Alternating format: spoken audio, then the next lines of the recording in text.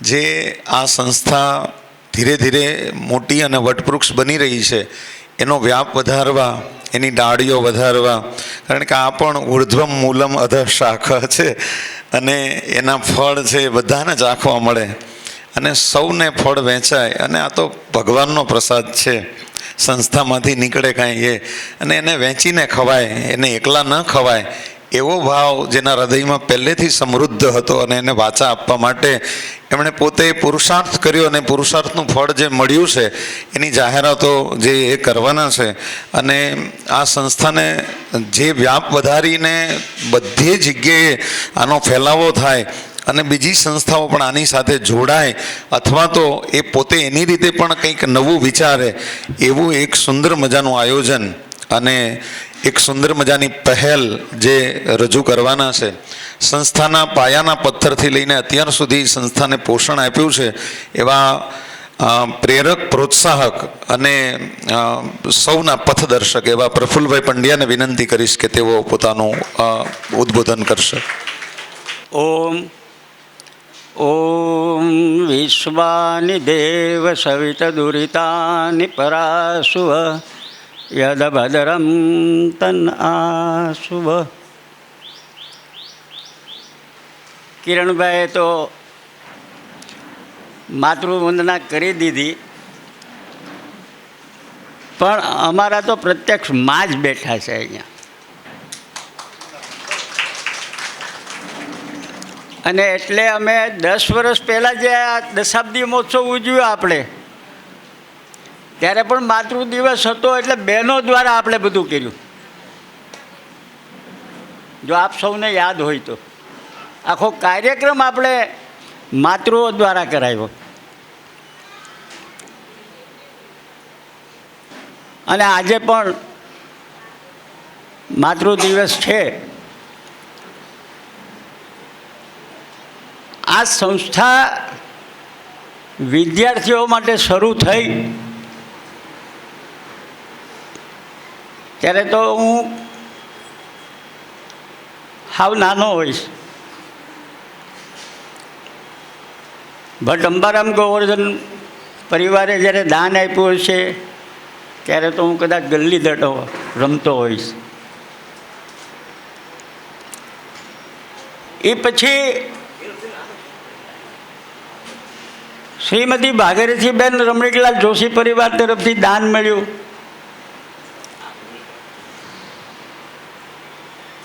ખૂબ સારી રીતે સંસ્થા ચાલતી જ હોય અને સંસ્થામાં હંમેશા પૈસાની ખેંચ રહેવી જ જોઈએ. એટલે વ્યવસ્થાપકોને એના માર્ગ ગોતવા માટેનું સતત માઇન્ડ ક્રિયાન્વિત રહે.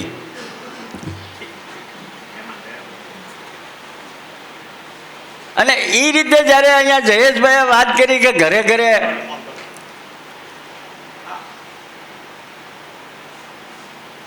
બોર્ડિંગમાં ફ્લોરિંગના પૈસાની નહોતા, વર્ષ 1.5 વર્ષથી પેન્ડિંગ હતું.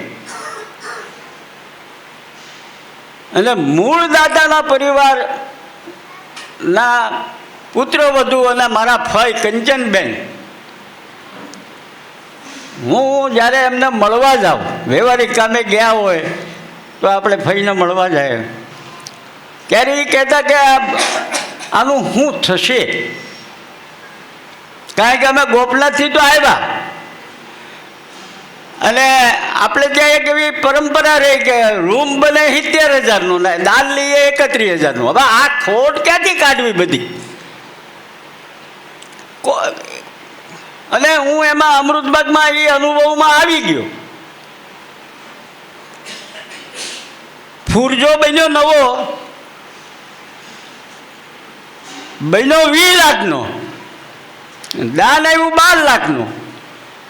મૂળ મુખ્ય દાતા ફૂરજાના 1,51,000.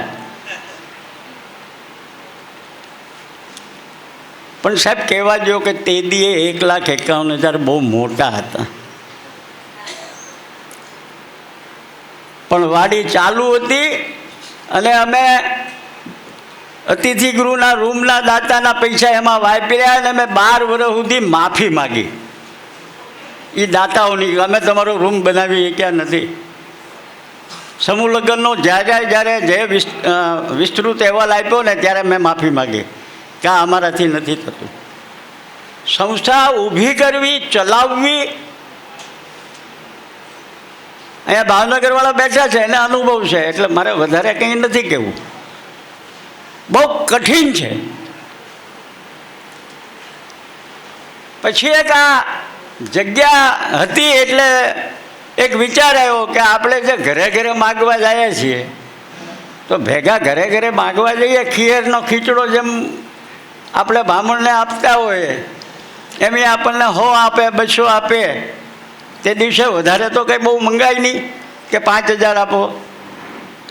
અને બધા ટીમ પાડીને જતા હોય, દરેકની માગવાની શૈલી જુદી હોય, દરેકની વાત કરવાની શૈલી જુદી હોય.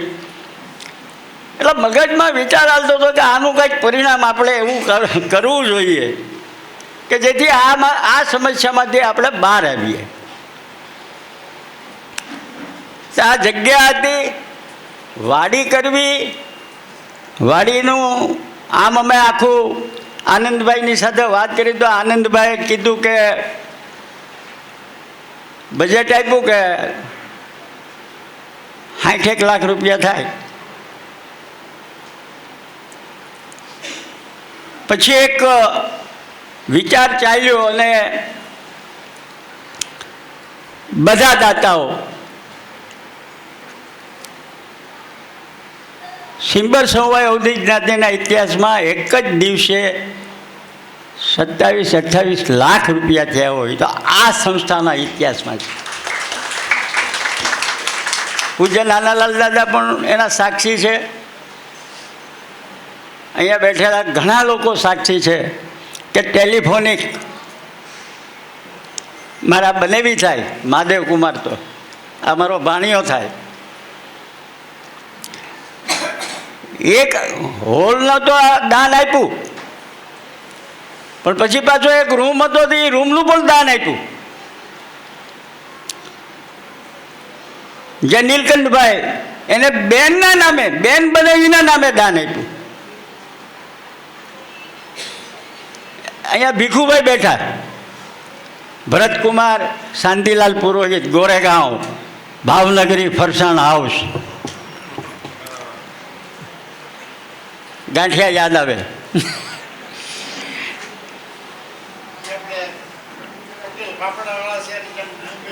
હા, એના બનેવી બેન બનેવીનો સ્લમ. હું વાત જુદી કરવા માંગુ છું. એના પૈસા એણે વેચ્યા તો એણે એમ નક્કી કર્યું કે આ પૈસા મારે સારા કામમાં વાપરવા છે. હવે આજના યુગમાં તો બહેનોને બનાવીના પૈસા મળતા હોય તો બીજા કોઈના લે નહીં, એવી જ્યારે આખી સમાજની વ્યવસ્થા થતી જતી હોય ત્યારે એની સ્મૃતિમાં આપણને દાન આપ્યું. જ્ઞાતિમાં પૈસાનો કોઈ તૂટો નથી, ભાવ જ જોઈએ. ભાવ જ્યારે આખો ડેવલપ થાય છે ત્યારે કોઈ વસ્તુનો તૂટો રહેતો નથી. એ આ સરકેશ્વર ભુવનના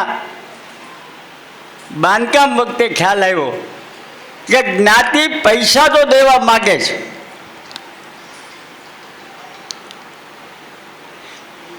એને ફિલિંગ થાય એવો પ્રોજેક્ટ હોવો જોઈએ. જો ફિલિંગ થાય તો ભાવ નિર્માણ થાય. દરેક માણસ 2-3 પ્રકારના હોય, એમ દાતા પણ 2-3 પ્રકારના હોય. અને દાતા હોય એને કાંઈક ને કાંઈક કોઈકની સ્મૃતિમાં જ દાન આપવું હોય. એની પાછળ એના પોતાના એંગલ હોય અને એની ફિલિંગ જો આપણે સમજીએ તો દાન અટકતું નથી. દાન આપવું વેદથી લઈને પુરાણ સુધી બધાએ આજ્ઞા કરી છે કે 100 હાથે કમાવો ને 1000 હાથે વેચો. વેચના તો સૂત્રો છે બધા. એટલે આ ભુવન કર્યું અહીંયા જયેશભાઈ કીધું એટલે પુનરાવર્તન નથી કરતો. આપણને એમ કે 5-1 લાખ રૂપિયાની આવક થાય તો 2-2.5 લાખ રૂપિયા એમાંથી 50% બોર્ડિંગમાં વપરાય. પણ નિયતિને કંઈક નવું મંજૂર હશે. આપણને તો ભવિષ્યની ખબર હોતી નથી. આપણે તો આપણા હારા માટે એક આખું પ્લાનિંગ કરીએ. ત્યાં કોરોના આવ્યો અને કોરોના આવ્યો ને બોર્ડિંગ બંધ થઈ. એટલે મને સતત એમ થતું હતું, હું એમ માનતો હતો કે હું આ સંસ્થામાં એક ટ્રસ્ટી તરીકે છું અને હું બહુ મોટું પાપ કરી રહ્યો છું. જે પૂર્વજોએ એના માતા પિતાની સ્મૃતિમાં તિથિ ભોજનો આપ્યા છે, જે પૂર્વજોએ, જે આપણા વડીલોએ સ્કોલરશીપ માટે, ભલે એ રકમ નાની હોય, કોઈકના 15,000 હોય, કોઈકને 21,000 હોય, કોઈકના 11,000 હોય, પણ એણે જ્ઞાતિના બાળકો માટે, કારણ કે અહીંયા જે ભણવા આવતા હતા એની ઓળખ એક સિમ્બર સમવાય જ હતી કે ભાઈ મહુવાના ભણે છે એના માટે જ આપવું છે, એવું તો હતું નહીં. તો તમને જે ટોટલ આંકડો આપ્યો જયેશભાઈ, 10 લાખ રૂપિયા એ થતા હતા અને એ 10 લાખનું વ્યાજ દર વર્ષે 50,000, 60,000, 65,000 એમ આવતું હોય. અને એ પૈસા જે હેતુ માટે આપ્યા છે એ હેતુમાં વપરાતા નથી. એનો મને બહુ મોટો રંજ. મને એમ થાય કે આ કેવી રીતે આને આપણે ડાયવર્ટ કરીએ. અને એના અનુસંધાનમાં હું નજર નાખતો હતો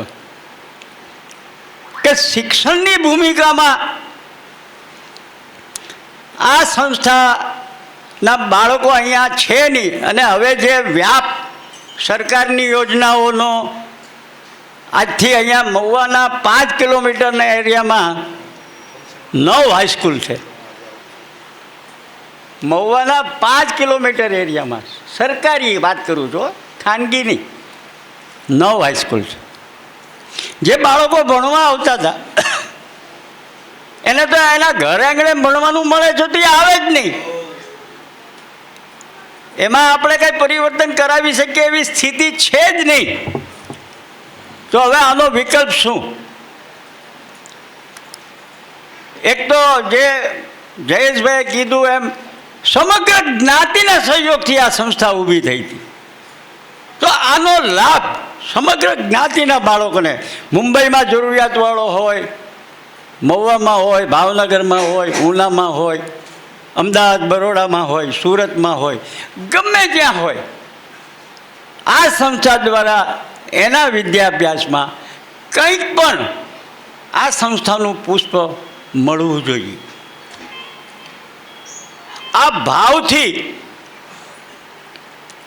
એક વિચાર ચાલતો હતો. એમાં આને 10 વર્ષ થઈ ગયા, એ તો મારા તો મગજમાં કાંઈ હોય જ નહીં.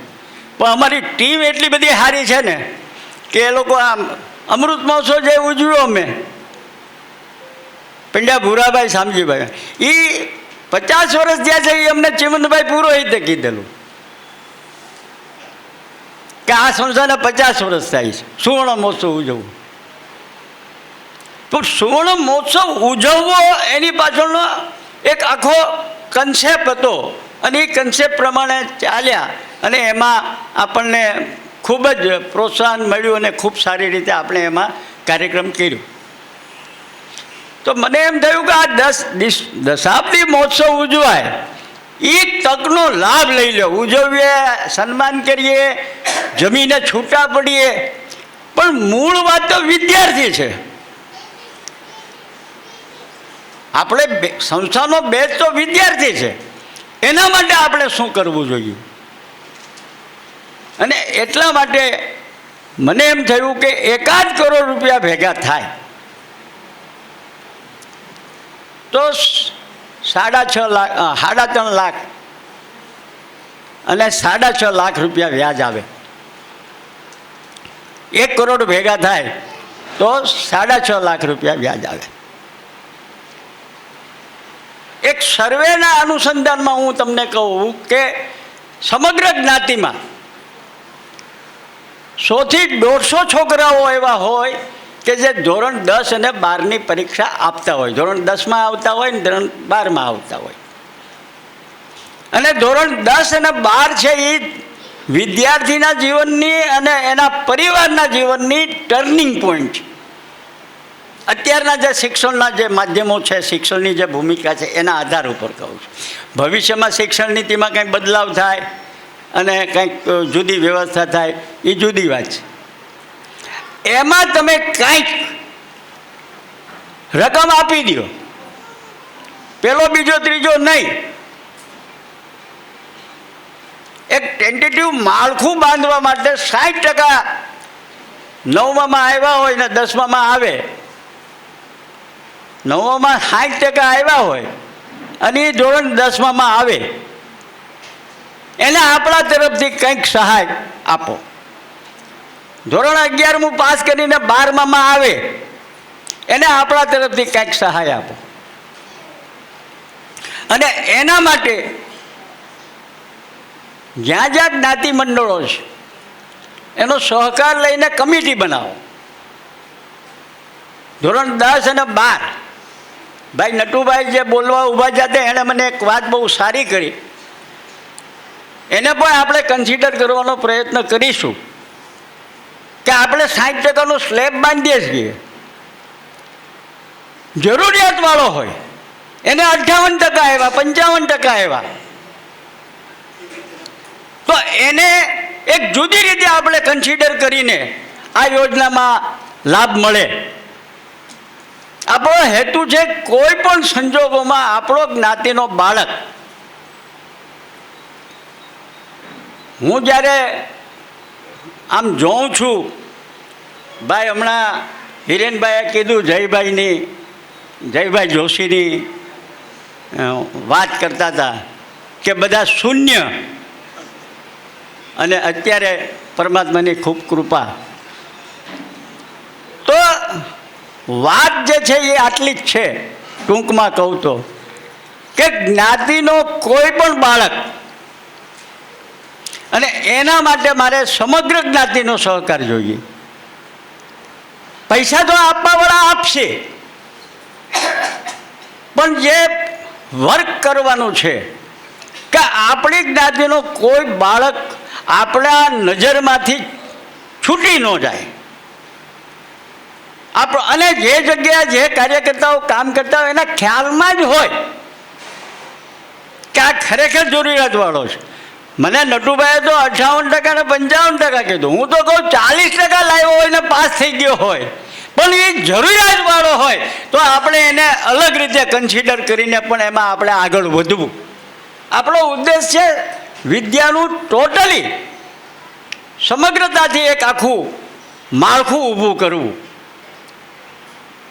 અને એ રીતે જો આપણે આગળ વધીશું તો મને એમ નથી લાગતું કે આપણે આવતા 2 વર્ષમાં કોઈ પરિવાર આપણાથી અછૂતો ન રહે.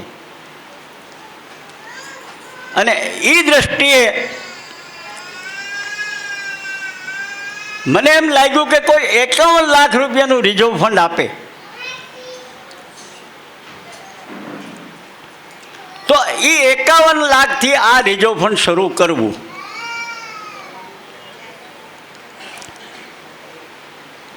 આ સંસ્થાના મૂળ દાતા પુત્રવધુ અને મારા ભાઈ કંચનબેન એ ગુજરી ગયા ત્યારે કંઈક વિલ કરતા ગયા છે, કંઈક રકમ આપતા ગયા છે, અને એના ટ્રસ્ટી વહીવટ મુંબઈમાં અશોકભાઈ ડી શાહ જૈન વાણિયા એ આવ્યા પછી આપણને આમાં પણ 2 લાખ રૂપિયા આપેલા છે. ગયા મહિને હું જ્યારે મુંબઈ ગયો ત્યારે હું એમને મળ્યો અને મેં એમને કીધું કે ભાઈ આ રીતની અમારી એક સ્કીમ છે,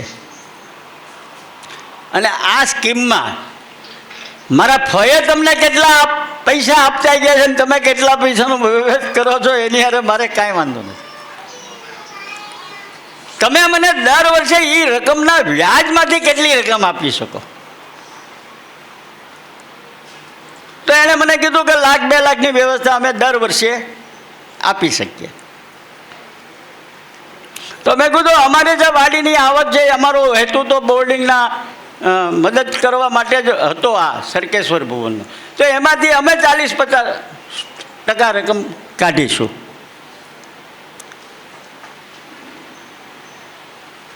પછી મેં જ્ઞાતિના પ્રખ્યાત વ્યક્તિ છે જે છેલ્લા 2-3 વર્ષથી RSBના નામે 10 અને 12માં પહેલો, બીજો, ત્રીજો, ચોથો અને 5મા તરીકે એ મદદ કરે છે, શિષ્યવૃત્તિ કરે છે. આ વખતે એમણે એમાં પણ વધારો કર્યો. અને હું એવું માનું છું કે મને બહુ એવી જાણકારી નથી, પણ 31,000 પહેલા નંબર આવનારને આપે. બધાના વોટ્સઅપ પર આવી ગયું છે, એટલે હું રિપીટ નથી કરતો. દર વર્ષે 2,22,000 રૂપિયા કોઈ એક વ્યક્તિ ખર્ચે, સાહેબ. એ કંઈ જેવી તેવી વાત નથી. તમે 2,22,000 ને તમે આમ ગણો તો 40-45 લાખ રૂપિયાની રકમ હોય તો એનું વ્યાજ આવે, સાહેબ.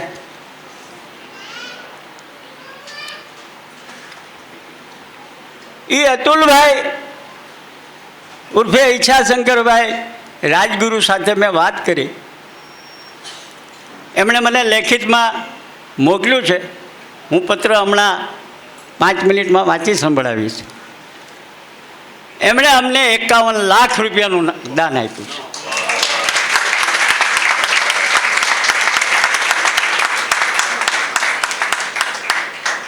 અને દરેક દાતાની અમુક શરતો હોય એ સ્વીકારવી જોઈએ. સંસ્થાઓ એ રીતે જ ચાલે છે. એમાં કંઈ તમે એમ કહો કે અમે તમારી તકતી નહીં મારીએ તો એ ના ચાલે. અમે તમારો ફોટો નહીં લગાડીએ તો ના ચાલે, સાહેબ. જે ટ્રેડિશન ઊભી થઈ છે એનાથી જ તે દાનની પરંપરા દરેક સંસ્થાઓમાં છે. કે એવું નથી કે એક જ જગ્યાએ આવું થાય છે, બધી જગ્યાએ થાય છે. નાની મોટી ગમે એ જ્ઞાતિ હોય તો એ પણ અમે સ્વીકાર્યું. કોઈ 51 લાખ, અમે તો 1 લાખ આપનારને ટ્રસ્ટી તરીકે આ સંસ્થામાં લીધા. દાતા ટ્રસ્ટી તરીકે અમે આ સંસ્થામાં 1 લાખ આપે એને પણ અમે દાતા ટ્રસ્ટી તરીકે લીધા. અને 51 લાખ આપે એ એમ કે મારા 2 ટ્રસ્ટી, અને એ એના પુત્ર વધુ હોય તો આપણને એમાં શું વાંધો હોઈ શકે? આપણો ઉદ્દેશ છે માત્ર ને માત્ર જ્ઞાતિના છોકરાઓનું આપણા માધ્યમથી જો કાંઈક સારું થતું હોય તો હું તો એવો સંસ્થાનો વેટ કરતા છું, ભાઈ, કે મારા માટે જેમ હાથી જીવતો લાખનો અને મરેલો 1.25 લાખનો, એમ મારા માટે 5,000 આપે, 25 લાખ આપે, 1 કરોડ આપે, મારા માટે દાતા છે ને એ 1.25 લાખનો છે. મારા માટે દાતા એ દાતા જ છે. મારા માટે દાતા છે સંપૂર્ણ રીતે સન્માનનીય છે, કારણ કે વેદના મંત્રો એને સન્માન આપે છે. હું નથી કહેતો, વેદ કહે છે કે દાતાનું સન્માન કરો. વેદ એમ કહે છે કે હે માનવ, તું દાન આપ, તું સર્વસ્વનું દાન આપી દે, તારી કૃતિ, તારું કર્તવ્ય બધું અમલ પામશે. અને મારા માટે છે ને વેદ, કાલે એક અહીંયા વિચાર સત્રમાં એક વક્તા અમારે જયદેવભાઈ એવું કહેતા હતા કે આજે બધા વિદેશી લેખકોના કોટેન્સ ટાંકે, સંદર્ભ વિદેશી લેખકોના ટાંકે. અને મારા શાસ્ત્રમાં એક હિન્દુ બ્રાહ્મણ તરીકે મારું શાસ્ત્ર એમ કહે છે કે છેલ્લે પ્રમાણમાં વેદ છે. કોઈ પણ જગ્યાએ કાંઈ પણ વિવાદ થાય તો એનું છેલ્લું પ્રમાણ એ વેદ છે. અને એ વેદના અનુસંધાને હું એવું માનું છું કે દાતા અમારા શિરમોર ઉપર છે. દાતાની ફિલિંગ કોઈ દિવસ અટવાવી ન જોઈએ. દાતા કઈ છે? સંસ્થાના અનુસંધાનમાં તમે એને સમજાવવાનો પ્રયત્ન કરો અને એમ લાગે કે નહીં આમાં આગળ જતાં બહુ મોટો ફાયદો થાય એમ છે, તો દાતાની વાત સ્વીકારો. એ પૈસા આજે સાહેબ આપણે સંસારમાં જોઈએ છીએ કે બાપ અને પુત્રના ઝઘડા મૂળ તો પૈસામાં જ જોઈએ. ભાઈઓના ઝઘડામાં મૂળ તો પૈસા જ છે. એ બધી વૃત્તિમાંથી ઉઠીને કોઈ માણસ આપણી સંસ્થાને લાખ 5 લાખ આપતો હોય તો એ બહુ મોટી વાત છે. એમની એક વાત એવી હતી કે અમારા સંસ્થાનો સ્થાપના દિવસ 5 મે છે. આપણી સંસ્થાનો સ્થાપના દિવસ એ રીતે 7 મે ને 10 મે ચાલે છે. તો એની સ્મૃતિમાં જ્ઞાતિ ભોજન આપવું અને કોઈ પણ સ્મૃતિ ઉજવવી હોય તો એ સ્મૃતિ ખાલી ભોજન કરીને ઉજવવી એમ નહીં. પણ હું એવું માનું છું કે આ આખી યોજના 2027થી શરૂ થાય ત્યારે જેટલા જ્ઞાતિ મંડળો છે એ બધી કમિટીઓ અહીંયા ભેગી થાય, જેને આપણે જુદી ભાષામાં કહેવું હોય તો સિંબર સમવાય મહામંડળ. સિંબર સમવાય મહામંડળ અને સિંબર સમવાય મહામંડળના ભૂમિકા ઉપર કોઈ જ્ઞાતિનો છોકરો અછૂતો ન રહે, આ આપણું ધ્યેય. અને એ બેઝ ઉપર બધા જ લોકો ભેગા અને એમાં મોડિફિકેશન થાય સમયાંતરે. હું નહીં હોઉં, તમે નહીં હો, અને સમયાંતરે એમાં જે કંઈ મોડિફિકેશન કરવા જેવું કરશે એ આવતી પેઢી કરશે ભાઈ. પણ એનાથી એક ટોટલી એકત્વનો ભાવ નિર્માણ થાય અને એને એમ થાય કે આ કાર્ય પુણ્યનું કાર્ય છે. પ્રતિમામાં ના પરિવાર તરફથી આ યોજનામાં આપણને આજે મળે છે. હું હિરેનભાઈનું 1-2 મિનિટનું સંચાલન લઈ લઉં છું.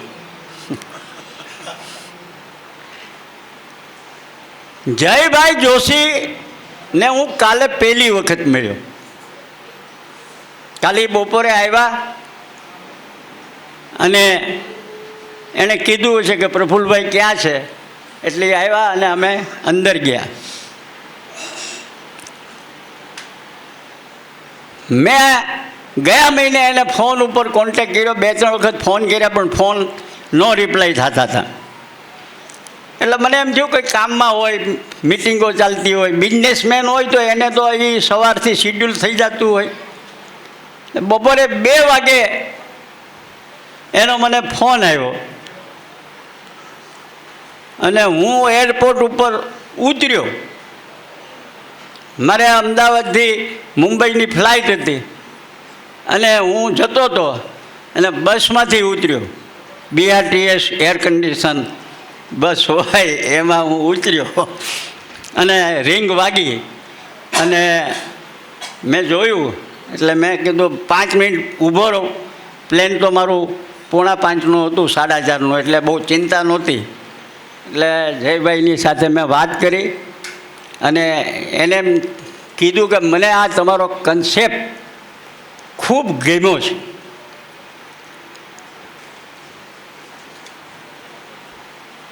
હું આ અંગે વાત કરી અને હું તમને જણાવીશ. આજના એ મુખ્ય મહેમાન હતા. મેં ફોન તો એટલા માટે જ કર્યો હતો કે તમારે આ કાર્યક્રમમાં આવવાનું છે ને મુખ્ય મહેમાન તરીકે રહેવાનું છે. એ વખતે એમણે મને હા પણ પાડી કે હું આવીશ. મને તમારો કન્સેપ્ટ બહુ ગમ્યો છે અને હું આવીશ.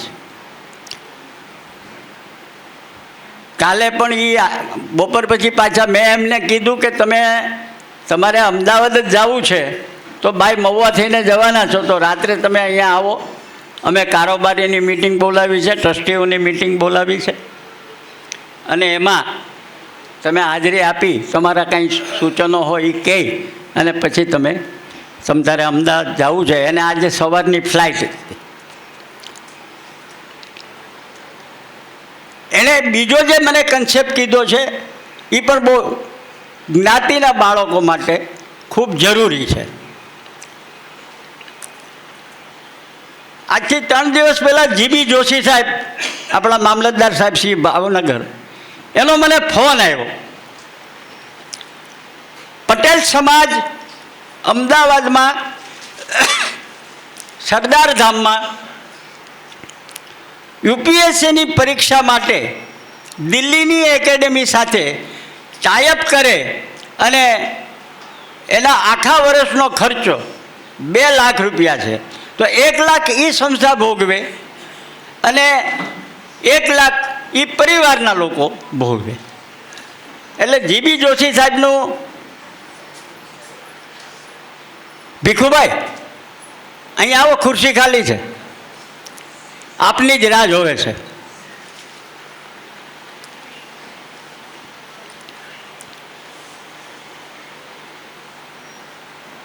એટલે જીબી જોશી સાહેબને મેં કીધું તમારી વાત સાચી છે.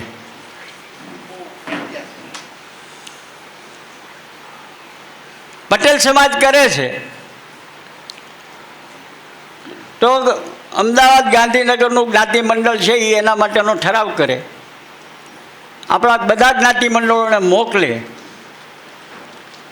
અને આપણે પછી એમાં આગળ વધીએ, એ લોકોની પાસે એટલે વાત કરીએ આ બધી. પણ જયભાઈ અમને કાલે એમ કીધું કે આપણે કોઈની પાસે ભાગ માગવો નથી, આપણે હાથ લંબાવવો નથી. આપણે અત્યારે એક મોબાઈલ ઉપર મૂકો કે કોમ્પિટિટિવ પરીક્ષામાં કોને રસ છે ને કોણ આપવા માગે છે, કેટલી સંખ્યા થાય છે, અને એના આધાર ઉપર આપણે આગળ વધીશું. આપણે અમદાવાદમાં નાનું એવું મકાન ભાડે રાખીને પણ આપણે આપણી રીતે શરૂ કરી દઈએ. એને શું જરૂરિયાત પડે છે, એને શું લિટરેચર જોઈએ છે, એને કોણ ગાઈડન્સ આપી શકે એવા છે, એ બધું.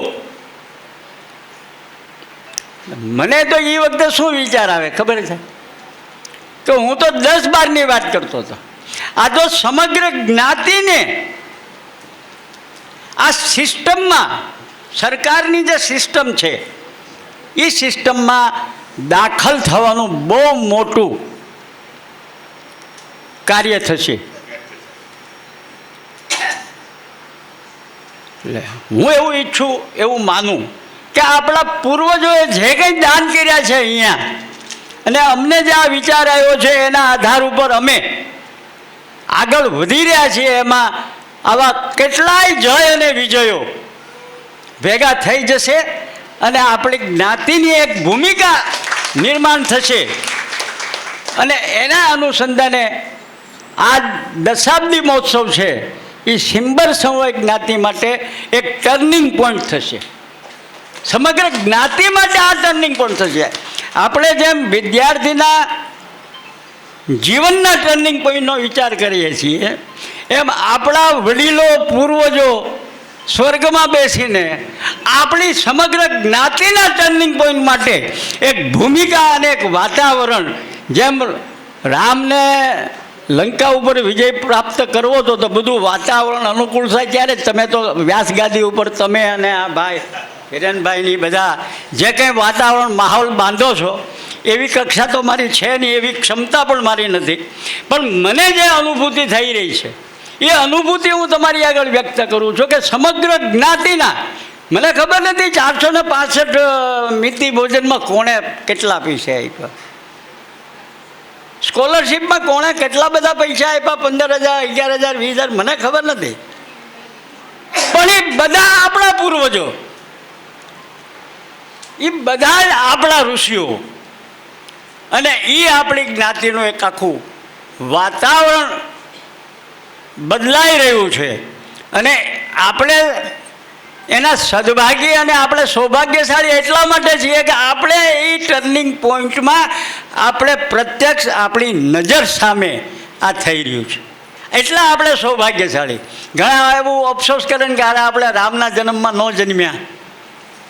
તો એક જ મિનિટમાં કીધું કે મારે જ્યારે રામ મંદિર આંદોલન આવતું ને ત્યારે આવો અફસોસ કરવાવાળા ઘણા મળતા હતા કે આપણે રામના જન્મ વખતે આપણે કંઈ એ વખતે હશું કે નહીં હશું કોને ખબર. મેં કીધું એ વાત જવા દે ને, અત્યારે તું શું કરીએ કે એ કર ને ભાઈ. આ રામ જન્મભૂમિ આંદોલન હાલે છે એમાં તું હું ભાગ આપીએ કે એ કે નહીં. રામના વખતમાં જન્મ્યા હતા નહોતા જન્મ્યા. એમ આપણા પૂર્વજોએ જે નિષ્ઠાથી જે ભાવથી આ એક શૈક્ષણિક સંકુલ માટે જે ત્યાગ તપસ્યા અને ધન દ્વારા માન આપ્યું છે એને આપણે એક નવી દિશા તરફ લઈ જઈ રહ્યા છે. અને એ દૃષ્ટિએ હું રજનીભાઈ જોશીનું સંસ્થાના 2 ટ્રસ્ટીઓ, એક જયેશભાઈ જોશી અને એક સુરેશભાઈ પુરોહિત, આ બંને રજનીભાઈનું શાલ ઓઢાડીને સન્માન કરે. ઓમ નમઃ પાર્વતી પતે હર હર મહાદેવ હર. પૂજ્ય પ્રતિમામાનું શાલ ઓઢાડીને શીલાબેન અને અમારી સંસ્થાના માતૃ ગીતાબા બંને જણા પ્રતિમાબેનનું સન્માન શાલ ઓઢાડીને કરે.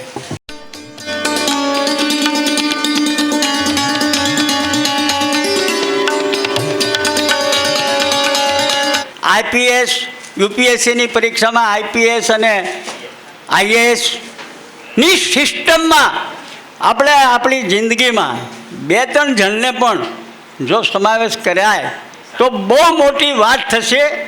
અને એ માટે જયભાઈ પ્રયત્નશીલ છે. મેં જયભાઈને કીધું છે કે હું અમદાવાદ આવીશ ત્યારે આપણે સાથે બેસી અને એક બ્લુ પ્રિન્ટ તૈયાર કરી અને આપણે મોબાઈલ ઉપર આવા જે કોઈ છોકરાઓ છે અને એમાં એમની ક્ષમતા જોશું, એના પરિવારની ક્ષમતા જોશું અને એમને કોઈ બીજી તકલીફ ના પડે. આ બહુ મારા માટે મહત્ત્વની વાત છે. આ વ્યાપ તમારા મગજમાં 2 વસ્તુ રાખવાની છે. તમે ગમે ત્યાં રહેતા હો, રાજુલા રહેતા હો, ભાવનગર રહેતા હો, ઉના રહેતા હો, મુંબઈ રહેતા હો, બરોડા રહેતા હો, તમે ના રહેતા હો ને તમારા ભાઈ રહેતા હોય, તમારા બનેવી રહેતા હોય, કોઈ પણ રહેતા હોય, 2 વસ્તુ મગજમાં રાખવાની છે કે આ આખા કન્સેપ્ટમાં લાખ રૂપિયા અને લાખ રૂપિયાથી વધારે આપી શકે એવા કોણ છે.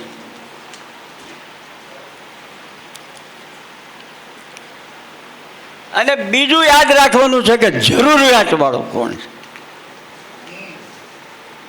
આ 2 આપણે બરોબર મગજના સ્મૃતિમાં રાખવાનું છે. ગમે ત્યાં તમે કોઈ પણ પ્રસંગે જાઓ, કોઈના લગ્નમાં જાઓ, કોઈના વેવિશાળમાં જાઓ, કોઈની હરવણીમાં જાઓ,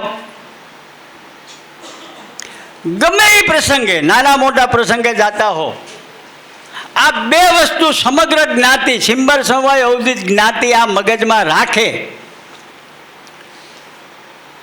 તો હું એવું માનું છું કે આવતા એક જ વર્ષમાં આપણે આપણો કન્સેપ્ટ છે ને સંપૂર્ણ રીતે ફૂલફિલ કરી શકીશું. આ યોજના 2027 જુલાઈથી શરૂ થશે. આપવાનું લેવાનું તો ગમે ત્યારે, લક્ષ્મી ચાંદલો કરવા આવે તો મોઢું ધોવા જવાય નહીં. અત્યારે મને કોઈ એમ કહે કે મારા 51,000 લખી નાખો તો હું લખી લેવા તૈયાર. હું હિરેનભાઈને ના કહું કે તું અહીંયા આવ ને બોલ, હું જ બોલી નાખું.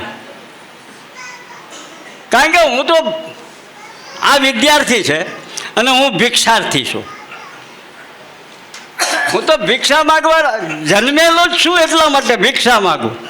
ભિક્ષાન દેહી. અને તમે બધા મારા માતા પિતા છો અને તમારી પાસે પુત્ર તરીકે હું ના માગું તો બીજો કોણ માગે?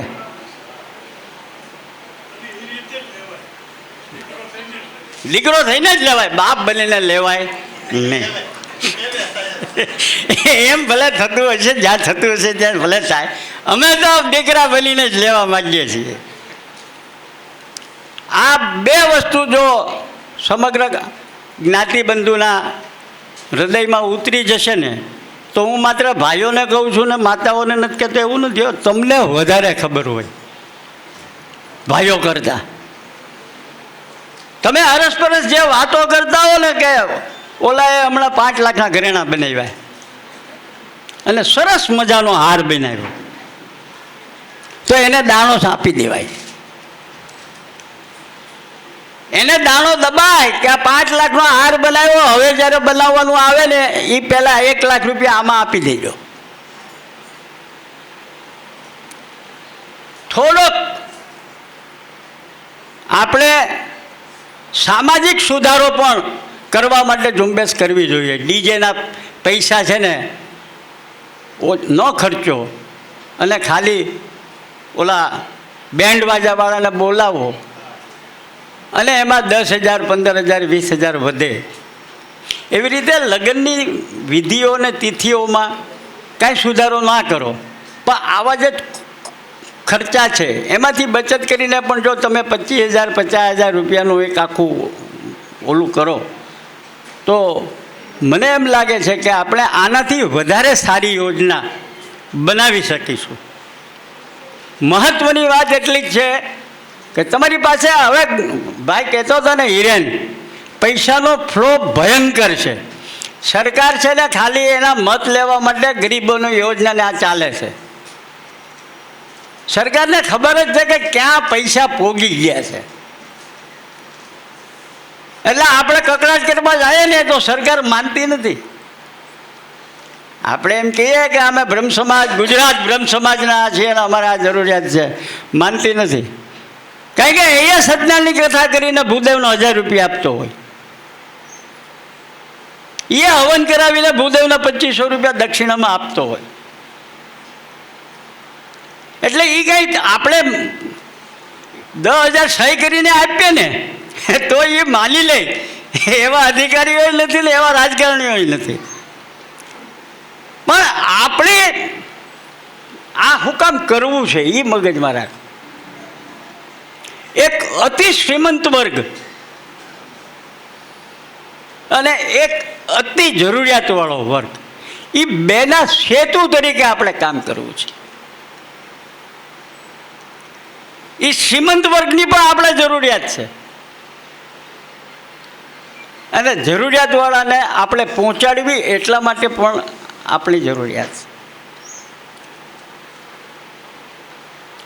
કાલે અમારે એક શ્રેષ્ઠ વક્તા એમ કહેતા હતા કે હવે શ્રીમંતોને આગળ રાખવાની જરૂર નથી, પહેલાં વિદ્વાનોને આગળ રાખવાની જરૂર છે. એટલે મેં તો મારા પ્રવચનમાં કીધું કે ભાઈ પહેલાં આ વિચાર સત્ર આજે છે તો આજે વિદ્વાનો જ છે બધા, પણ વિદ્વાનો પૈસા કેમ કાઢવા એ બહુ ઓછું સમજે. પૈસા કાઢે એ તો શ્રીમંત જ કાઢે સાહેબ, અને જેની પાસે હોય એ આપે, ન હોય એ હું તમને આપે. જેની પાસે છે એ જ એમ માને કે મારે આમાં કંઈક આપવું જોઈએ. એટલે એ દ્રષ્ટિએ વિસંવાદિતા નહીં, સંવાદિતાથી આપણે આગળ વધવું છે. આપણે વિસંવાદ કરવા જશું ને તો આ યુગ વિસંવાદનો છે. કઈ રીતે એક દાખલો આપીને વાત પૂરી કરીશું. છાપામાં હેડલાઇન આવે 140 વર્ષ પહેલાંનો રેકોર્ડ તૂટ્યો, અતિ ગરમી, પર્યાવરણને નુકસાન. તો 140 વર્ષ પહેલાં જે ગરમી પડી ત્યારે તો કારખાના નહોતા, ત્યારે રોડ નહોતા, ત્યારે એરોપ્લેન નહોતા, ત્યારે ટ્રેન નહોતી, તો પ્રદૂષણ કોણ કરતું હતું? ભારતીય શાસ્ત્રોનો અભ્યાસ કરો તો ખ્યાલ આવે કે પ્રકૃતિના નિયમોના વિજ્ઞાન પહોંચી શક્યું નથી, પહોંચી શકવાનું નથી, પણ આપણને ગભરાવી દે. એટલે આપણે પાછા શું કરીએ? જેના ઘરમાં એર કન્ડિશન હોય ને તો બીજી હેડલાઇનમાં એવું હોય કે એર કન્ડિશનથી પ્રદૂષણ બહુ વધે છે, એટલે આપણે ઓલા એર કન્ડિશનવાળાને માનસિક રીતે આપણી પાસે હોય ને એર કન્ડિશન, એટલે આપણે માનીએ કે આ છે ને મોટો પ્રદૂષણકાર છે. એટલે વિજ્ઞાનની ભૂમિકામાં જો આપણે જશું ને તો ઘણી બધી ઉલઝનો આપણને મૂકી દે છે. અને એટલા માટે આપણા શાસ્ત્રકારો તો વ્યાસગાદી ઉપરથી કહે જ છે કે ભાઈ ઘરે એકાદ ભાગવત વાંચો, રામાયણ વાંચો, પણ આપણી વાંચતા નથી ને આપણે ગૂગલ જોઈએ છીએ. કાલે ઘણા બધા વખતે મોબાઈલની બહુ ટીકા કરી અને પછી કીધું કે વપરાય, સારી રીતે વપરાય તો કાંઈ વાંધો નથી, પણ મોબાઈલનો ડેટા અને એ ડેટાના પરિણામે જે કંઈ પાણીનું શોષણ થઈ રહ્યું છે એની કોઈ વાત કરતું નથી. અતુલભાઈનો જે પત્ર છે એ હું વાંચી સંભળાવું છું. એમના તરફથી ટોટલ 53,50,000 53,51,000 આવ્યા છે.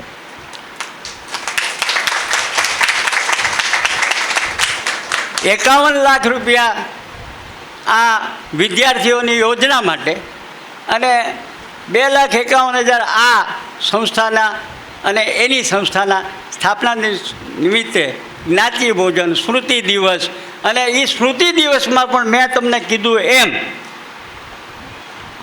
આવતા વર્ષથી શરૂ થશે, યોજના બી શરૂ થશે, આપવાનું બી શરૂ થશે. અને એના અનુસંધાને સમગ્ર જ્ઞાતિના, મુંબઈથી લઈને મહુવા સુધીના બધા જ જ્ઞાતિના કાર્યવાહકોને ભેગા કરી અને આપણે આગળ વધીશું અને પછી હરિભોજન કરી અને રવાના થશું. શ્રી ભટ્ટ અંબારામ ગોવર્ધન સિમ્બર સમવાય અવધિજ વિદ્યાર્થી ગ્રુપ મહુવા, ટ્રસ્ટીશ્રીઓ, જ્ઞાતિ કારોબારી કમિટી, આદરણીય શ્રી પ્રફુલભાઈ પંડ્યા, આપનો પત્ર તારીખ 25/4/26ના સંદર્ભે કે જેમાં અમારી કાર્યરત નાનકડી સંસ્થાના કે જે રાજ્યગુરુ એજ્યુકેશન એવોર્ડના નામથી કાર્યરત છે તેના વિદ્યાકીય ઉદ્દેશને જ્ઞાતિમાં વધારે બહોળા પ્રસાર અને પ્રચાર માટે આપની યોજનાને ટેકા રૂપે ₹51 લાખ મોટા દાનની અપેક્ષા સાથે અમે તમારી આ માગણીને સ્વીકાર કરીએ છીએ. અમારી યોજના તો એક નિજી પ્રયાસ અને સ્વયંના આર્થિક વ્યવસ્થાપનથી અમો કાર્યરત હતા, પણ આપની યોજનામાં જોડાઈને અમે આપની સાથે ખૂબ વિસ્તૃત ચર્ચાઓ ટેલિફોનિક કરી અને હું ₹51 લાખનું દાન જાહેર કરું છું. જે દાન રાજ્યગુરુ એજ્યુકેશન ફાઉન્ડેશનના નામથી રહેશે, જેનો એકમાત્ર મુખ્ય દાતા તરીકે અમારું નામ રહેશે. આ બાબતે વિગતવાર અને વિધિપૂર્વકનું લખાણ ભટ્ટ શ્રી અંબારામ ગોવર્ધન વિદ્યાર્થી ગૃહ ટ્રસ્ટ, મહુવા જ્ઞાતિ કારોબારી વગેરે કરી આપશે. આ થયેલ વિશુદ્ધ વિદ્યાકીય જોડાણના ભાગરૂપે મંજૂર થયેલ અમારા પુત્ર ડૉક્ટર પુરુષાર્થ આઈ રાજગુરુ અને એમના પુત્રવધુ અંશંસો ડૉક્ટર મિનલ પી રાજગુરુ, બંને PhD છે, બંને USA રહેતા હતા. આજે એ બેંગ્લોરમાં ઇન્ડિયન ઇન્સ્ટિટ્યૂટ ઓફ સાયન્સમાં બહુ મોટી એચીવ કરી રહ્યા છે, બહુ મોટું સંશોધન કરી રહ્યા છે.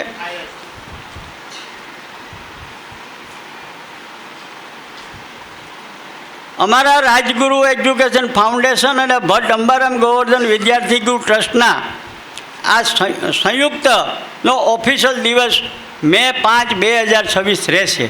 આ દિવસ વિશુદ્ધ વિદ્યાકીય ઉદ્દેશને ભાવનાત્મક સંયોજનના નામથી, એમની પત્નીનું નામ ભાવના છે તો ભાવનાના અનુસંધાને ભાવના જ્ઞાતિ ભોજન, મને શું વાંધો હોય, જ્ઞાતિબંધુ કોઈને શું વાંધો હોય, પોતાના પત્ની, સ્વર્ગસ્થ પત્નીના સ્મરણાર્થે જ્ઞાતિ ભોજન થતું હોય તો શું વાંધો હોઈ શકે?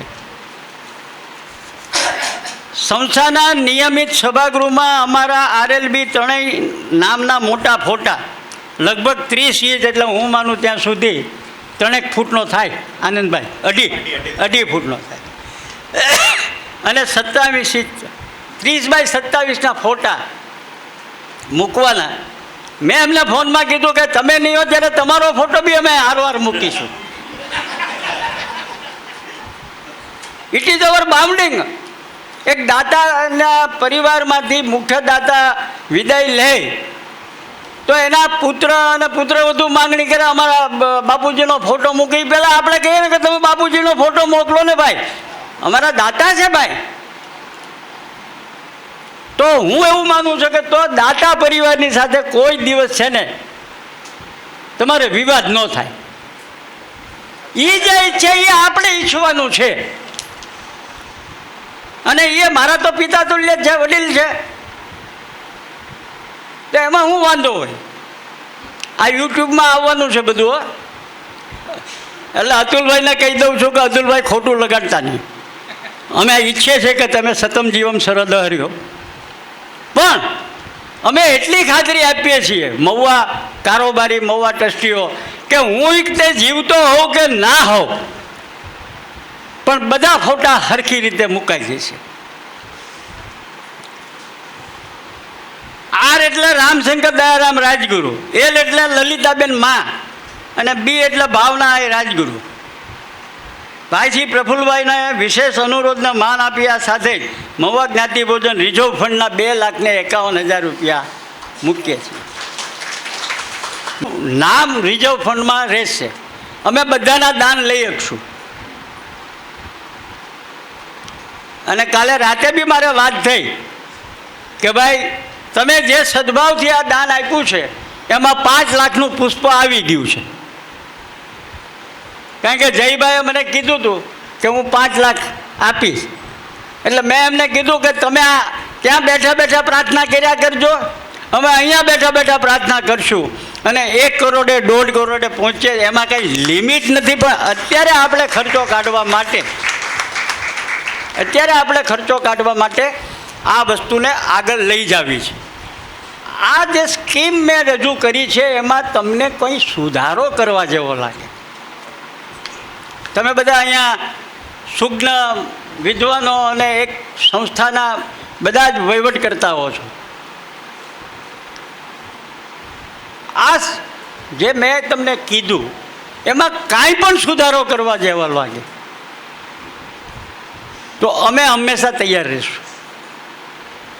અમારું લક્ષ્ય માત્ર 2 છે. મહુવાના સેન્ટરથી સમગ્ર જ્ઞાતિબંધુને કાંઈક ને કાંઈક જરૂરિયાતવાળા વિદ્યાર્થીને પૈસા મળે. આ અમારું લક્ષ્ય છે.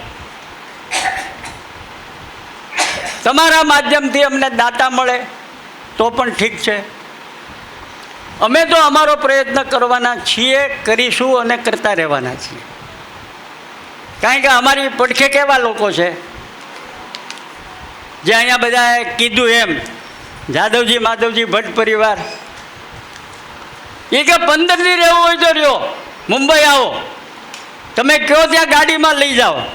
ભાઈ મેં કીધું તમે તો હેલિકોપ્ટરમાં લઈ જવાના સક્ષમ છો, પણ અમારે 15 દી કાઢવા કેમ? પણ ભૂપતભાઈ નવસારીએ આવશું, અમે બધે આવીશું. અને હું તો મારા પગમાં ભમરો છે,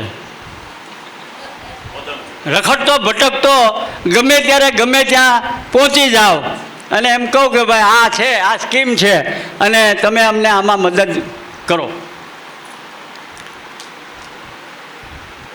આપણે અહીંયા આ કાર્યક્રમ પછી એટલે ભોજન તો છે જ,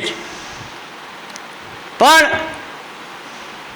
હું અહીંયા જે બેઠા છે અને બહારગામના છે એની પાસે એવી અપેક્ષા રાખું કે તેઓમાંથી આમાં જેને રસ પડ્યો હોય, એવા ભાવનગરથી આવ્યા હોય, ઉનાથી આવ્યા હોય, કુંડલાથી હોય, રાજુલાથી હોય કે મુંબઈથી હોય, એ જયેશભાઈને કહી દે કે આ મારું નામ ને આ મારો મોબાઈલ નંબર, મને આ સ્કીમમાં રસ છે, આને આપણે આગળ વધારવી છે.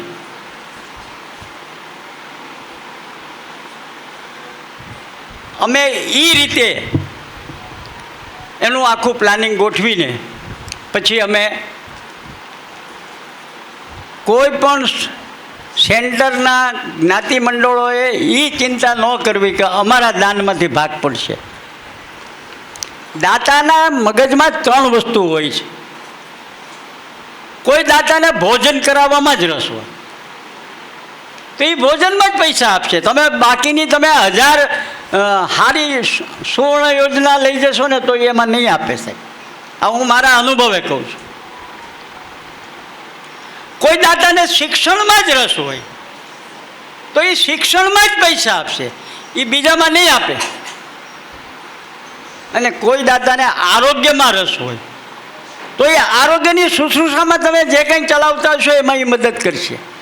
દાતાના પોતાના એંગલ હોય છે અને એ રીતે જ દાતા હંમેશા, એટલે આ હું વાત હું કામ કહું છું, પ્રવચન લંબાવવા માટે નથી કહેતો, તમારા મગજમાં એ રહેવું જોઈએ કે શિક્ષણ માટે કાયમ માટે રસ લેનારો પરિવાર આપણા સેન્ટરમાં કોણ છે.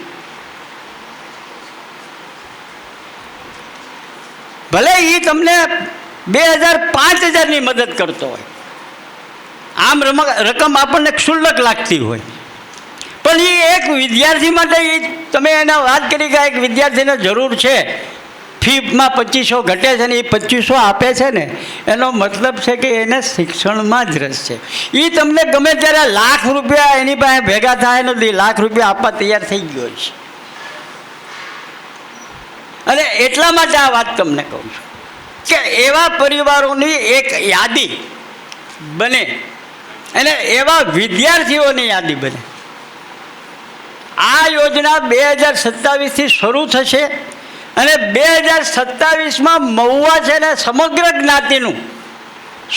જ્ઞાતિનું વિદ્યાર્થીઓ માટેનું એક ડેટા બનશે.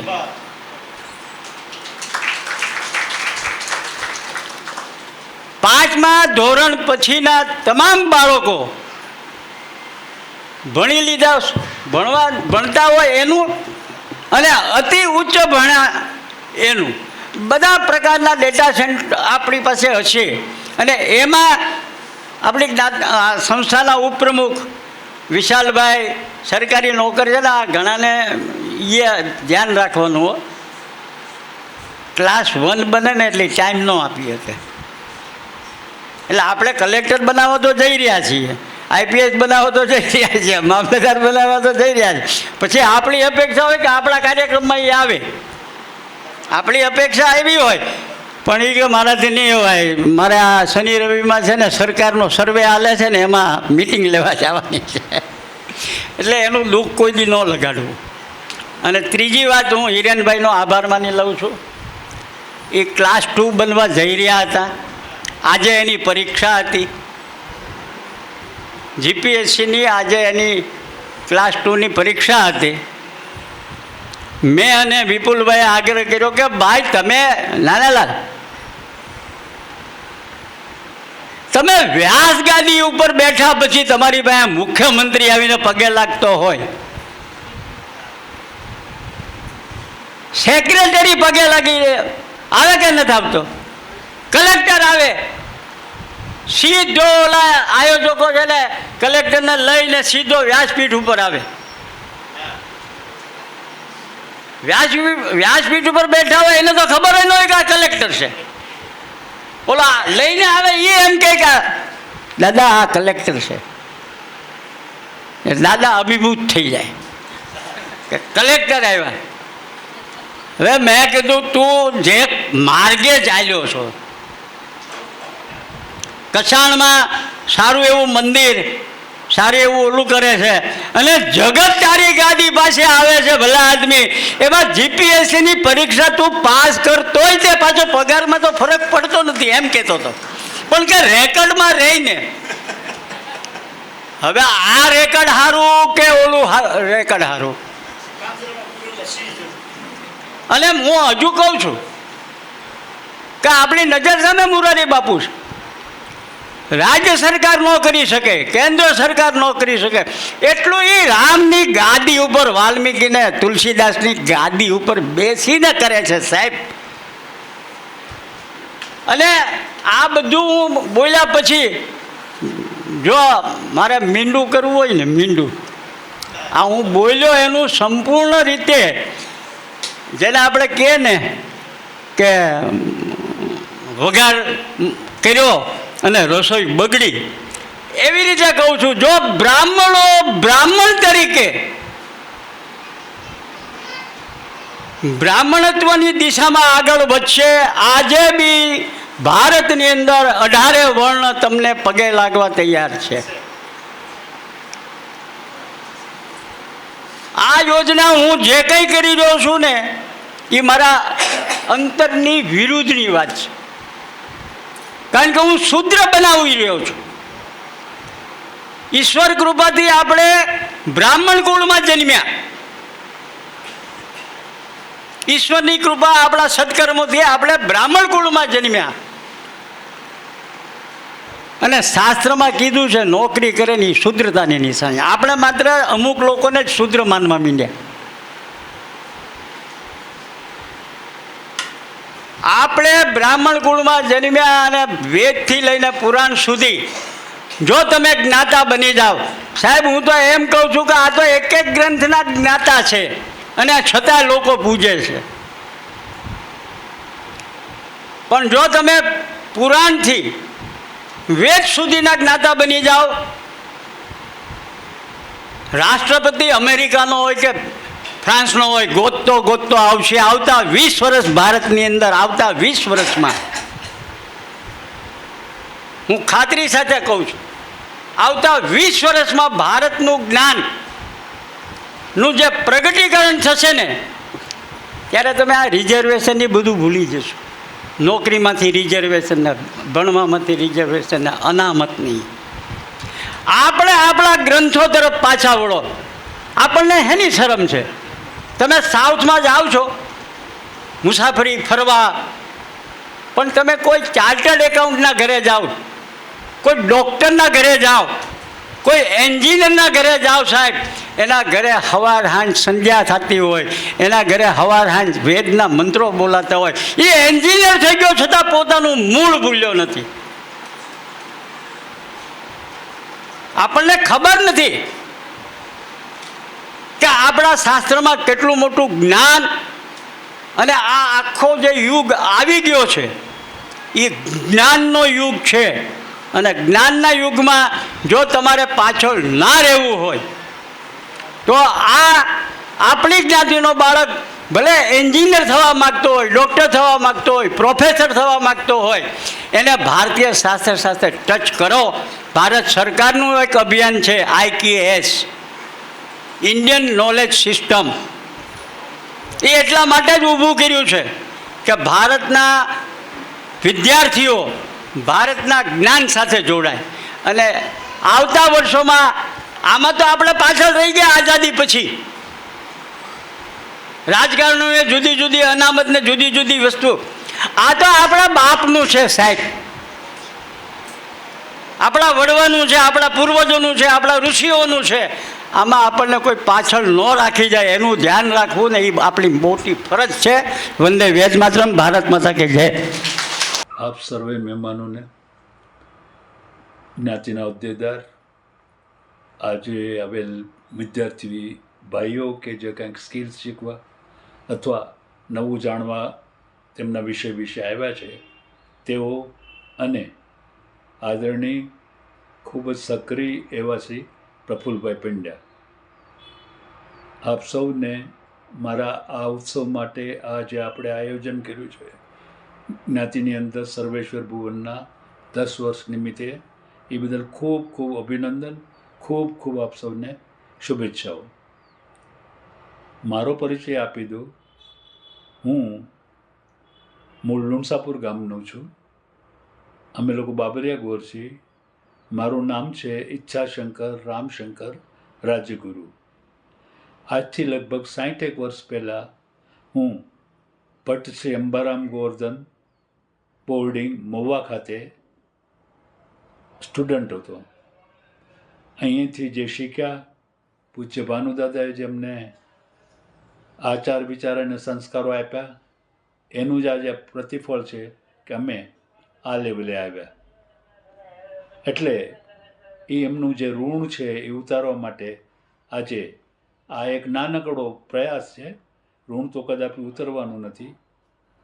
હવે મારા પરિચય આપ્યા પછી આપને મારે જણાવવાનું કે અમે પહેલેથી વિચારતા હતા કે જો જીવનમાં કંઈક થાય, બે પૈસા હોય આપણી પાસે, તો બે કાર્યો કરવા. એક તો જ્ઞાતિની વાડી અને બીજું જ્ઞાતિમાં એજ્યુકેશનમાં શક્ય તેટલું આપણું યોગદાન આપવું. હવે વાડી બાબતે હું જાજુ તો કંઈ નહીં કહું. ટૂંકમાં કહી દઉં કે મેં ભાવનગર બી એ લોકોની જરૂરિયાત પ્રમાણે બહુ મોટી જમીન આપી. મારો બંગલો ત્યાં આગળ છે કાળિયાબીડ ભાવનગરમાં, તેની જોડે જ જોડાયેલી જમીન હતી.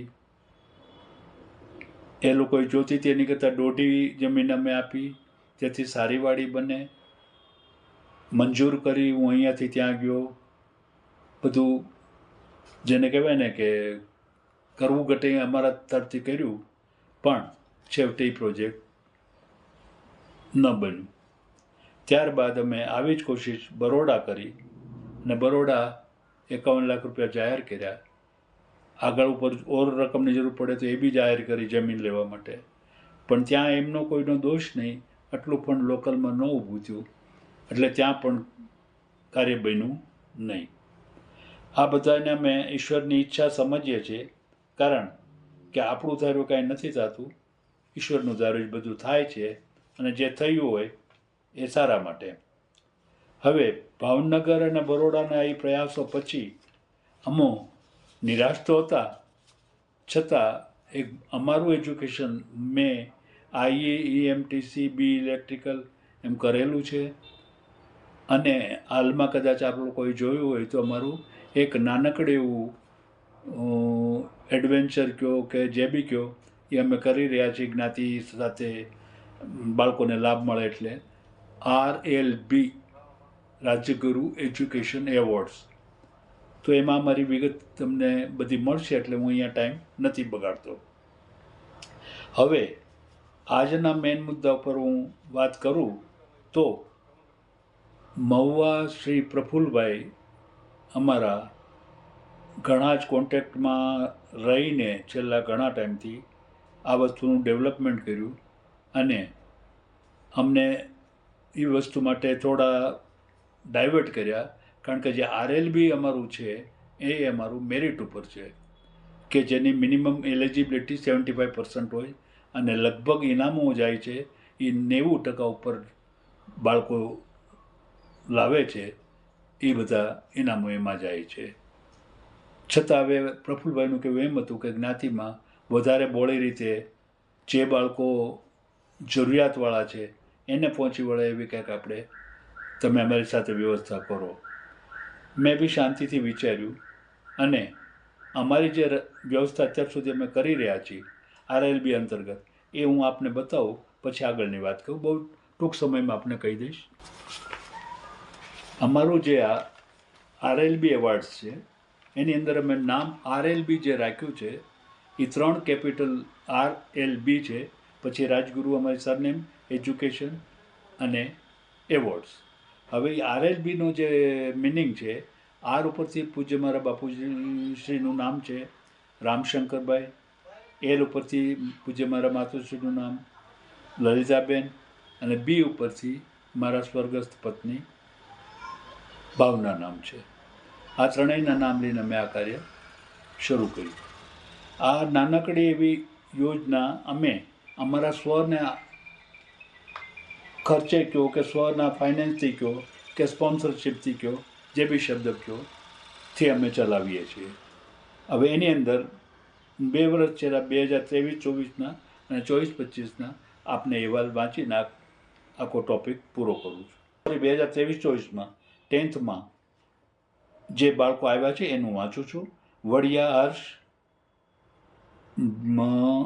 ભાર્ગવભાઈ મુંબઈ ફર્સ્ટ આવ્યા હતા, એમને 15,000 રૂપિયા મળ્યા હતા.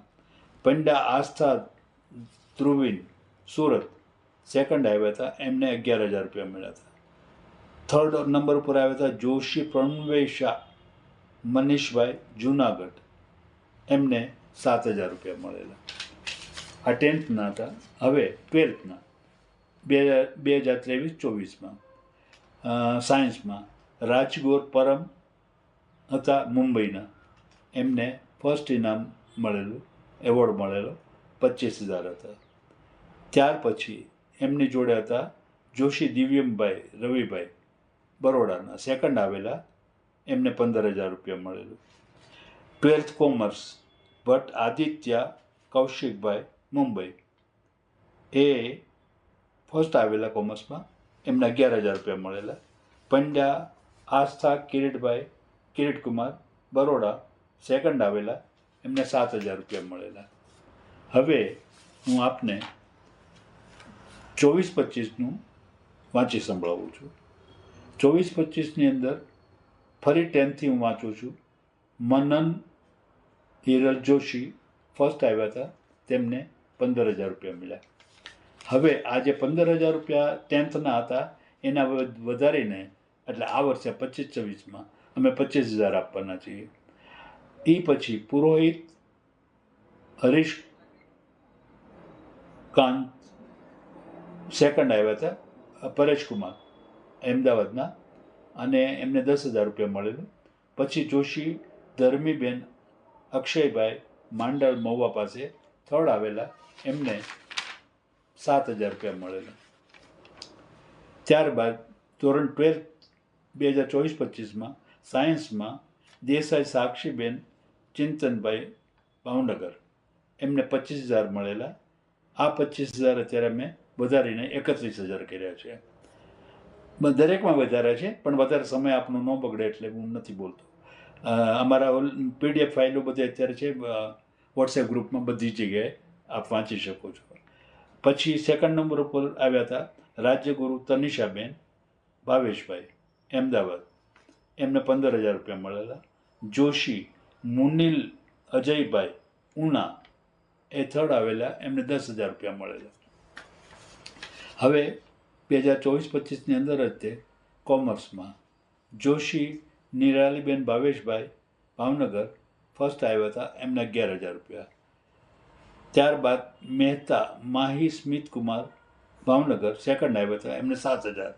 જોશી હર્ષ મુકેશભાઈ ભાચા ઉના પાસે, એમને થર્ડ આવેલા, 5,000 રૂપિયા મળેલા. 12th આર્ટ્સની અંદર જોશી ઓમ મનીષકુમાર મહુવા, તેઓની એક જ એપ્લિકેશન આવેલી, એમને ફર્સ્ટ ગણીને 11,000 રૂપિયા આપ્યા. અને એમને આપણા સૌ તરફથી અભિનંદન એટલા માટે કે એમણે આ સંસ્કૃત મીડિયમમાં પાસ કરેલ. આ અમારો નાનકડો અહેવાલ છે જે RLB રાજ્ય ગુરુ એજ્યુકેશન એવોર્ડ્સનો. આ અહેવાલ આપ્યા પછી અહીં મારે એ ખુલાસો કરવો છે કે અમે જે ભટ્ટ શ્રી અંબારામ ગોવર્ધન વિદ્યાર્થી ગ્રહ સાથે આગળ જે બી એ લોકો નામ લગાડે, વિદ્યાર્થી સહાય યોજના કે જે બી હોય, એ જોડાઈને એમની જે યોજના છે 150 સ્ટુડન્ટને આપવાની, એમાં અમે શક્ય એટલી વધારે રકમ આપી છે. છતાં આ જ્ઞાતિનું બોળું કામ છે, મોટી રકમ હોય તો વધારે સારું કામ થાય, એટલે મારા જે કેપેસિટીમાં હતું એ પ્રમાણે મેં હાથ જોડીને આપ સૌને અમારે બહુ નમ્ર નિવેદન કરવાનું, અને આપ સ્વીકારો એવી અમે આપને વિનંતી કરીએ છીએ. 51 લાખ રૂપિયા અમે જાહેર કર્યા છે, જે RLB એજ્યુકેશન ફાઉન્ડેશનને નામે આપીએ છીએ. અમે જે કામ કરીએ એવોર્ડ છે, એવોર્ડ ને ફાઉન્ડેશનનો ફરક એટલો જ છે કે એવોર્ડની અંદર બધા મેરિટ, એટલે જે ઉચ્ચ કક્ષાના માર્ક આવે એ લોકો રહેશે, અને આ જે ફાઉન્ડેશન છે એ 60%થી એનું એલિજિબિલિટી ફક્ત 60% છે, એટલે એ બાળકો બધાય રહેશે. આ બેયનો ફરક છે. અને જે ફાઉન્ડેશન છે એ સંસ્થા સાથે જોડાઈને કામ કરે છે, અને આ એવોર્ડ છે એ હું સ્વયં રીતે મારી જે કાંઈ કેપેસિટી છે એ પ્રમાણે હું દર વર્ષે આપું છું. ટૂંકમાં આ બેયને ઈશ્વર કરે અને હું જીવું ત્યાં સુધી ચાલુ રાખવાની મારી સદ્ધર ભાવના છે. વ્યવસ્થા બી કરવાની સંપૂર્ણ બધી વ્યવસ્થા કરી રહ્યો છું. તો વર્ષે લગભગ 6 લાખથી ઉપર આ ડોનેશનનું વ્યાજમાંથી ઇનામો કે વિદ્યા સહાય કે મેરિટવાળોને એવોર્ડ્સ એ બધું થશે. એટલે આ બધું હું યશ જે છે એ પરમ પૂજ્ય ભાનુ દાદાશ્રીને આપું છું અને શ્રી ભટ્ટ અંબારામ ગોવર્ધન વિદ્યાર્થી ગ્રહ સંસ્થાને આપું છું. એટલે આ બંને અમારા માટે બહુ જ અગ્રણી સ્થાને છે. ને ઈશ્વર એમ ભાનુદાદાના આત્માને ખૂબ ખૂબ શાંતિ આપે. હવે આ જાહેર કર્યા પછી અમારે એક બીજી નાનકડી જાહેરાત કરવાની છે કે જ્યારે જ્યારે આપણા બ્રાહ્મણ ભાઈઓનું આવું કાર્ય થાય તો ત્યારે હરિહર કરો કે કરો એવી સૌની ભાવના હોય છે. મારી તો હોય જ છે, આપની હોય કે નહીં મને ખબર નથી. તો એ ભાવનાને અનુરૂપ અમે એક જ્ઞાતિ ભોજન આ કાર્ય જે અમે કર્યું એનો દિવસ અમે 5 મે નક્કી કર્યો છે અને 5 મેને દિવસે મહુવા જ્ઞાતિ ભોજન દર વર્ષે નિરંતર થતું રહેશે. એ પણ અમે વ્યવસ્થા કરી છે. એને માટે બી અમે પ્રફુલભાઈ સાથે બેસીને જે નાની મોટી અમારી બની છે એ રકમ આપી છે, જેનું નામ છે ભાવના રિઝર્વ ફંડ, અને 2,51,000 રૂપિયા અમે જાહેર કરેલા છે, અન્ય 51 લાખ સિવાયના. અને જે ભોજન અપાશે એને અમે નામ રાખ્યું છે ભાવના જ્ઞાતિ ભોજન. આ બધું કરતાં અમને અહંકાર નથી, પણ બહુ બહુ બહુ વિનંતી ભાવે અમે કહીએ છીએ કે જ્ઞાતિમાં આપ સૌ હજુ બાળકોને ખૂબ ભણાવો, ખૂબ એ લોકોને આગળ લાવો, કારણ કે ખૂબ અત્યારે ભણતરનો યુગ આવી ગયો છે. આપણે ગુજરાતમાં, હું એમપીમાં બી રહ્યો, અત્યારે સાઉથ એટલે કર્ણાટકમાં છું. મારો દીકરો ઓલ ધ ટાઈમ બહુ મોટો સાયન્ટિસ્ટ છે, એટલે એની બી બધું તમને આની સાથે નાનકડો વિડીયોથી બતાવશું. તો એની રીતે બધું એ વિદેશ જતો હોય છે, યુરોપ હોય, અમેરિકા હોય. એ સિવાય હમણાં જાપાન જઈ આવ્યો. લગભગ આપની સાથે જ્યારે વાત કરું છું ત્યારે આવતી 19 તારીખે ફ્રાન્સ એટલે કે પેરિસ જવાનો છે. આ બધું એનું એજ્યુકેશન અને રિસર્ચને લગતા કાર્યોને લીધે, કોઈ ધંધો નથી કરતો, એ આપને ખુલાસો કરું. તો આ બધું જે બન્યું છે કે થઈ શક્યું છે, અમે બહુ જ આર્થિક પરિસ્થિતિ નાજુક હતી અને બાપુજી નાની ઉંમરમાં એમનું નિધન થયું હતું.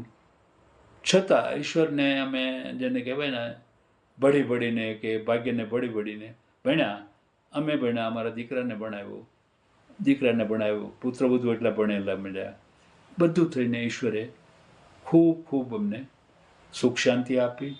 તો મારી આપ સૌને બહુ નમ્ર વિનંતી છે કે આ જે અમે એવોર્ડ્સનું અથવા અહીંયા આગળ ફાઉન્ડેશનનું કામ કરીએ છીએ, પણ વાસ્તવિકતા એ છે કે આપણા બધા બાળકોને બહુ ઓછી ખ્યાલ હશે કે ભણતરમાં આપણે ખૂબ પાછળ છે. માટે બાળકોને ભણાવો. ઈશ્વર જરૂર આપ સૌને બાળકો ભણાવવામાં સહાય કરે, બાળકો ખૂબ ભણે એવી મારી અંતઃકરણની ભાવના છે. હવે હું વિડીયો પૂરો કરું એ પહેલાં અહીં કહી દઉં કે આની સાથે મારા પુત્ર ડૉક્ટર પુરુષાર્થ રાજ્યગુરુ અને પુત્રવધુ ડૉક્ટર મિનલ રાજ્યગુરુ, એ લોકોના વિડીયો છે, એ આપ સાંભળો. એ બંને અમેરિકાથી બધું કરેલું છે એજ્યુકેશન, અને આપ સૌની સેવામાં અહીંયા અમે જે શક્ય છે એટલું કરીએ છીએ. અમારી ક્યાંક ક્ષતિપૂર્તિ થતી હોય તો માફ કરજો. આ સાથે હું શાંત. સર્વ જ્ઞાતિજનો તેમજ વિદ્યાર્થીઓને મારા વંદન અને જય શ્રી કૃષ્ણ. મારું નામ પુરુષાર્થ રાજગુરુ છે. હું અહીં બેંગ્લોરમાં મારા પાપા શ્રી ઈચ્છાશંકર રાજગુરુ તેમજ મારા પત્ની મીનલ અને બાળકો અર્ણવ અને આરિફની સાથે રહું છું.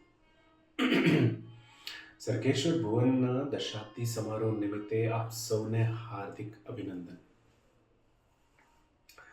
હું અહીં ઇન્ડિયન ઇન્સ્ટિટ્યૂટ ઓફ સાયન્સમાં એસોસિએટ પ્રોફેસરના રૂપમાં કાર્યરત છું. હું એક વૈજ્ઞાનિક છું અને મારો વિષય બાયોલોજિકલ સાયન્સ એટલે કે જીવ વિજ્ઞાન છે. नमस्ते। आज उपस्थित सभी ज्ञातिजनों और विद्यार्थियों को मेरा सादर प्रणाम। सरकेश्वर भुवन की 10वीं वर्षगांठ के अवसर पर आज हम आपके बीच में हैं, यह हमारा सौभाग्य है। मैं मीनल राज्यगुरु, पुरुषार्थ राज्यगुरु की पत्नी और श्री इच्छाशंकर राज्यगुरु जी की पुत्रवधू हूँ। सरकेश्वर भवन की 10वीं वर्षगांठ के लिए आप सभी को ढेर सारी शुभकामनाएं। आज जब मैं पीछे मुड़कर देखती हूँ तो पता चलता है कि शिक्षा का हमारे जीवन में क्या महत्व है। बैंगलोर में मैं एक वैज्ञानिक हूँ और जीनोटिपिक टेक्नोलॉजीज नामक कंपनी में सीनियर प्रिंसिपल साइंटिस्ट के तौर पे काम कर रही हूँ। यहाँ तक का सफ़र शिक्षा के बिना अधूरा होता और इस सफ़र की नींव मेरे माता पिता ने रची थी। उन्होंने हमेशा से ही मुझे आगे बढ़ने के लिए प्रेरित किया था और यह मेरा सौभाग्य है कि यही अटूट समर्थन शादी के बाद मुझे मेरे पति और मेरे ससुराल पक्ष से मिला है। आज उपस्थित सभी विद्यार्थियों से मैं कुछ कहना चाहूँगी कि जीवन में हमें काफ़ी सारी सुविधाएं मिलती हैं, जैसे कि आज के समय में काफ़ी टेक्नोलॉजीज़ हैं या संसाधन हैं और इन सुविधाओं का हमें सही तरीके से उपयोग करना चाहिए ताकि हम अच्छी सी अच्छी शिक्षा ग्रहण कर सकें और इस शिक्षा के ज्ञान के प्रति हमारा दृढ़ निश्चय रहे और जो हम ज्ञान प्राप्त करते हैं इस ज्ञान से हमारा जीवन उज्जवल भविष्य बना सके। हाँ, शिक्षा मिलना आसान होता है पर ग्रहण करना कठिन होता है, क्योंकि इसके लिए आपको परिश्रम करने की आवश्यकता होती है। और मेरी आप सभी विद्यार्थियों से यही विनती है कि आप अधिक से अधिक परिश्रम शिक्षा ग्रहण में करने में डालिएगा ताकि शिक्षा के बाद आपका जो जीवन बनेगा उस जीवन का लाभ उठा पाएँ और समाज में एक अपना अलग सी पहचान बना सके और समाज में कुछ अच्छे कार्य भी कर सके। हमारे परिवार ने हमेशा से ही शिक्षा को महत्व दिया है और यही कारण है कि आज मेरे ससुर जी श्री इच्छाशंकर राज्यगुरु जी ने इसी शिक्षा भाव को आगे बढ़ाते हुए समाज के हित में योगदान दिया है और हमें इस बात का बहुत गर्व है। एक और बार आप सभी को सरकेश्वर भवन की 10वीं शताब्दी के लिए ढेर सारी शुभकामनाएं। धन्यवाद। મારી કારકિર્દીની શરૂઆત ભાવનગરમાં થઈ અને અત્યારે યાત્રા બેંગ્લોર સુધી પહોંચી છે. આ યાત્રાની અંદર સ્વાભાવિક છે કે ઘણા બધા અનુભવો થયા છે, અમુક ખૂબ સારા અનુભવો અને બીજા એવા ઘણા અનુભવ થયા છે જેમાંથી ખૂબ શીખવાનું મળ્યું છે. અત્યારે વિદ્યાર્થીઓને સંબોધન કરું છું એટલે બે એવા અનુભવો હું અહીંયા તમારી સાથે શેર કરવા માગું છું. પહેલો અનુભવ કે ધગશ અને કાર્ય નૈતિકતાનો સમન્વય થાય તો જ સફળતા મળે. બીજો અનુભવ કે જ્યારે જ્યારે આ બંને વસ્તુનો સમન્વય થાય ત્યારે જરૂરી નથી કે હંમેશા જ સફળતા મળે. તો બીજો અનુભવ મને એ કામ લાગ્યો છે કે જ્યારે સફળતા મળે ત્યારે પ્રારબ્ધ સમજવું અને નિષ્ફળતા મળે તો એમ માનું કે કદાચ મારી મહેનતમાં ઉણપ રહી ગઈ હશે તો વધારે મહેનત કરવા માટે પ્રેરિત થવું અને વધારે મહેનત કરવાની કોશિશ કરવી. આ બંને અનુભવોએ મને ખૂબ લાભ આપ્યો છે. બની શકે કદાચ આપને પણ ઉપયોગી નીવડે. આ તો થઈ મારી કારકિર્દીની વાત, પણ હવે એથી મહત્ત્વની વાત છે પાપાની કારકિર્દી. પાપાની કારકિર્દીની શરૂઆત નરસાપુરથી થઈ અને બીજી અનેક યાત્રાઓમાંથી પસાર થઈને અત્યારે બેંગ્લોર સુધી પહોંચી છે. આ બધી યાત્રાઓની અંદર મહુવાનો પડાવ ખૂબ જ મહત્ત્વનું રહ્યું છે. એનું કારણ એ કે મહુવાએ પાપાની કારકિર્દીને એક ઠોસ સ્વરૂપ આપ્યું છે, એટલે એ પાપા માટે મહત્ત્વની છે અને એટલા માટે જ સમગ્ર પરિવાર માટે મહત્ત્વની છે. જે સ્થિતિમાં પાપા મહુવામાં આવ્યા અને રહ્યા એ પછી આજે આ સ્થિતિ સર્જાણી છે કે પાપા અમુક રાશિથી મહુવાની જ્ઞાતિને ઉપયોગી થઈ શકે એવી પરિસ્થિતિ આવી છે. એ વાતનો પાપાને અત્યંત આનંદ છે અને અમને બંનેને તેમજ સમગ્ર રાજ્યગુરુ પરિવારને ખૂબ ગૌરવ છે. કોઈ પણ રાશિ કમાવામાં ખૂબ પરિશ્રમ કરવો પડે છે. સ્વાભાવિક છે કે પાપાએ પણ આ રાશિ કમાવામાં ખૂબ પરિશ્રમ કર્યો છે, પણ એથી મહત્વની વાત એ છે કે એમણે આ રાશિ સાચવવામાં એથી પણ વધારે પરિશ્રમ કર્યો છે. અને આજે અને છેલ્લા અમુક સમયથી આ રાશિ જ્ઞાતિના પ્રવાહને અમુક રીતે ઉપયોગી થાય એવી એમની તીવ્ર ઈચ્છા છે અને આ જોઈને અમે બંને ખૂબ જ ઉત્સાહિત છીએ. એટલે ફરીથી વિદ્યાર્થીઓને સંબોધન કરવાનું કે આ રાશિ આપને આર્થિક રીતે તો ઉપયોગી થશે જ, પણ પાપાની જીવનયાત્રા વિશે સાંભળી કે જાણીને આપને પ્રેરણા મળશે અને મનોબળ પણ મળશે એ વાતની મને ખાતરી છે. આ વિચારો સાથે હું અને મીનલ આપને વિનંતી કરીએ છીએ કે આપ સૌ આ રાશિનો સ્વીકાર કરો. આજે આપ સૌને સંબોધિત કરવાનો અમને આ તક મળી છે એ અમારું સૌભાગ્ય છે અને એ માટે અમે ખૂબ ખૂબ આભારી છીએ. આપ સૌને સરખેશ્વર ભુવનના દશાબ્દી સમારોહ નિમિત્તે ફરી એકવાર હાર્દિક શુભકામનાઓ. જય શ્રી કૃષ્ણ.